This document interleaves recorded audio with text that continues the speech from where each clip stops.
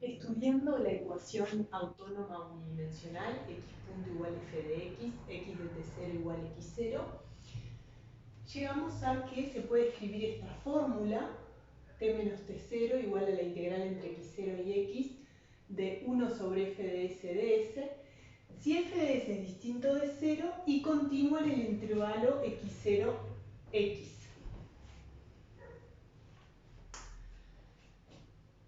¿Está bien? ¿Eso qué quiere decir? Que si uno se fija acá en el plano tx, cuando f en algún punto que f de x sea no nula, por ejemplo así, vamos a tener existencia y unicidad de soluciones, por lo menos en un intervalito donde podamos invertir localmente la t en función de x, porque esto nos va a dar una fórmula para t en función de x, y cuando la invertimos localmente obtenemos una solución para x en función de t. O sea que en un intervalo donde la función f no sea nula, hay existencia y unicidad de soluciones para el problema de condiciones iniciales autónomo que está escrito acá. Sin embargo, habíamos visto también este ejemplo de la ecuación x punto igual a x a la 2 tercios, x en 0 igual a 0, que la solución constante igual a 0 y la solución t a la 3 sobre 2, ambas satisfacen el problema de condiciones iniciales y obviamente no son la misma función, una es la constante nula y la otra t al cuadrado, esto es a la 3. T sobre 3 a la 3. ¿Está bien? Entonces, no se satisface la unicidad. ¿Está bien? ¿Qué es lo que sucede? Que en cualquier intervalo aquí de la forma menos a, digamos, la función f de x se anula y por lo tanto no podemos usar este argumento para la unicidad de las soluciones, de hecho falla como vemos acá. Y lo que habíamos comentado al final del último video es que tiene que ver con la regularidad de la función f.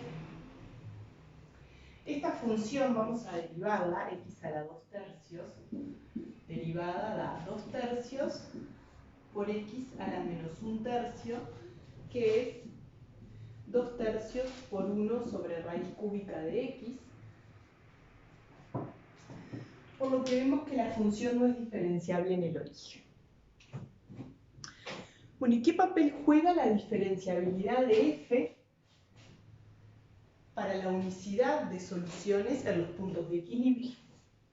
¿Tá? Vamos a ver eso, porque fíjense, esta fórmula fuera de los puntos de equilibrio nos garantiza existencia y unicidad por lo menos localmente. Y en los puntos de equilibrio donde no se puede utilizar esa fórmula, ya vemos que hay problemas, por lo menos para toda función continua no va a funcionar la unicidad. Bueno, ¿y qué papel juega la diferenciabilidad de f en todo esto? Vamos a hacer un pequeño repasito de funciones diferenciables, recordar este resultado que es el teorema de Lagrange o del valor medio para funciones diferenciables, que dice que si f es continua en un intervalo cerrado x1, x2 y derivable en el abierto, entonces existe c en el abierto tal que f de x2 menos f de x1 dividido x2 menos x1 es f' en c. ¿Está bien? Esto geométricamente significa que si uno traza la cuerda entre el punto x1, f de x1 y x2, f de x2, si uno traza esta recta, o sea, que es la que tiene esta pendiente, es igual a la pendiente de la recta tangente al gráfico de f en algún punto intermedio. En este caso, en este dibujo, este sería el punto C. ¿Está bien? En el punto C, la derivada, que es la pendiente de la recta tangente al gráfico de f, tiene la misma pendiente que la recta que une estos dos puntos. Bueno, más aún, se puede deducir de este teorema que la distancia entre f de x2 y f de x1, pues voy a cambiar, vamos a ponerlo así, de entre f de a y f de b,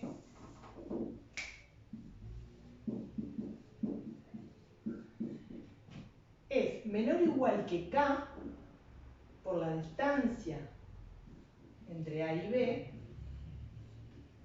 donde k es una constante, para cualquiera dos puntos a y b que estén en ese intervalo x1, x2. ¿Con qué condición? Que la derivada f' sea continua. ¿Por qué? Porque si la función f' es continua, entonces este número de acá, f', tiene un máximo en ese intervalo, que es este k. Entonces, haciendo esta cuenta, para cualquier par de puntos a y b, la cuenta del teorema del valor medio para cualquier par de puntos a y b en el intervalo, esto de acá está acotado por un cierto k, si suponemos que f' es continuo, porque una función continua en un compacto tiene máximo y mínimo.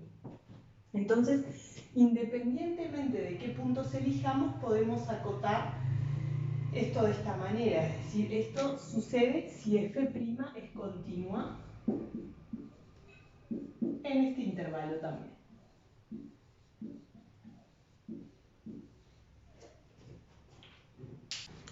Aquí aparece entonces la definición de lo que es una función lipschitziana. F es lipschitziana en el intervalo x1, x2 si existe una constante positiva tal que f de b menos f de a es menor o igual que k por b menos a para cualquier par de puntos a, b que yo me elija en este intervalo. ¿Qué es lo que acabamos de ver? Es que si f es de clase C1, que quiere decir que es derivable y con derivada continua en este intervalo, entonces f es lipschitziana en la B. Como vimos, porque se deduce del teorema del valor medio y acotando la derivada por continuidad. ¿Está bien? Entonces ahora vamos a ver cómo esta condición de Lipschitz es suficiente para garantizar la unicidad de las soluciones del problema de condiciones iniciales en los puntos de equilibrio, que es el caso en que no teníamos la fórmula. Supongamos ahora que consideramos el problema de condiciones iniciales, pero con la función f continua y lipschitziana, y un punto de equilibrio en x0. ¿Está bien? Y lo que queremos probar es que no puede pasar esto, es decir, que haya otra solución que no sea la solución constante igual a x0. Fíjense que la solución constante igual a x0 ya sabemos que existe, porque f tiene un punto de equilibrio en x0, pero podría pasar, como en el ejemplo que vimos, que haya otra solución que no sea la solución constante igual a x0. Queremos probar que eso no pasa si f satisface la condición de Lipschitz. Bueno, entonces voy a probar eso. ¿Qué pasa? Podemos suponer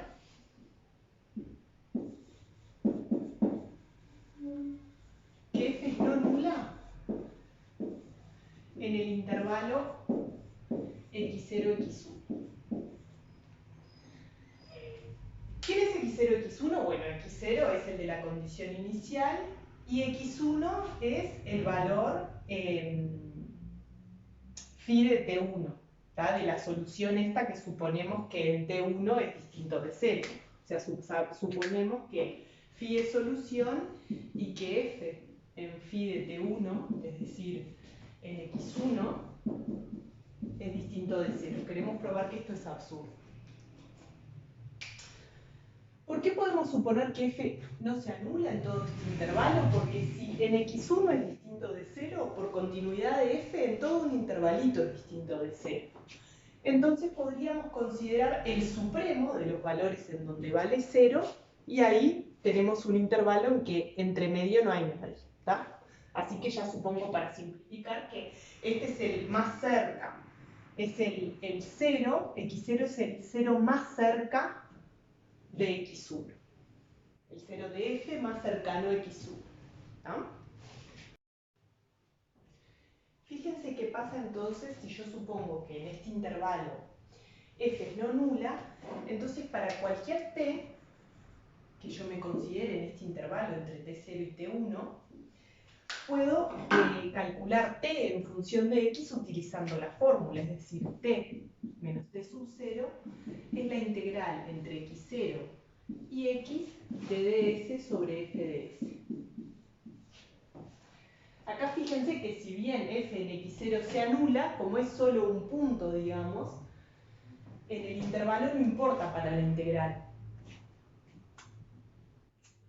Bueno, pero ¿qué pasa utilizando la condición de Lipschitz? Fíjense qué es lo que pasa. F de x menos f de x0 es menor o igual que k por x menos x0.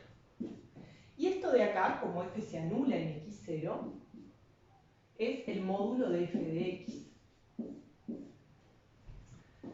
Pero si miro esta fórmula acá, ¿qué quiere decir? Que el módulo de t menos t0 es mayor o igual que la integral entre x0 y x de 1 sobre k por s menos x0.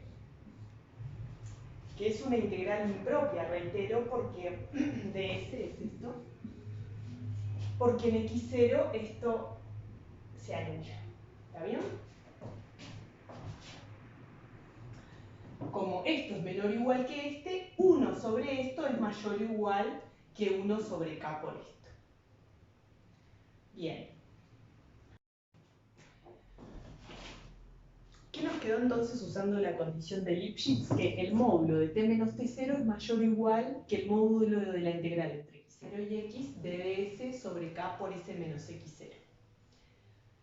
Bueno, pero esta integral es muy fácil de calcular, es logaritmo de k por s menos x0 entre x y x0.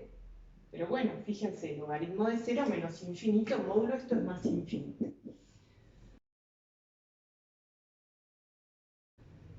¿Qué quiere decir esto? Fíjense que t menos t0 es mayor o igual que infinito. Esto es absurdo, quiere decir que es arbitrariamente grande la distancia entre t menos t0 cuando sabemos que está en un intervalo acotado. Pero ¿de dónde viene el absurdo? Viene de suponer que podría haber una solución que pasa por el punto de equilibrio, o sea que en un punto tiene derivada 0 y en otro punto no. Esto acaba de probar que eso no puede pasar, siempre y cuando que f sea continua y lipschitziana. O sea que la condición de Lipschitz es suficiente para asegurar en este caso existencia y unicidad de soluciones del problema de condiciones iniciales. ¿Está? ¿Por qué? Porque, bueno, lejos de los puntos de equilibrio tenemos la fórmula que nos da el teorema de Barrow, y en los puntos de equilibrio la única solución posible es la solución constante, porque suponer que existe otra solución nos lleva a un absurdo.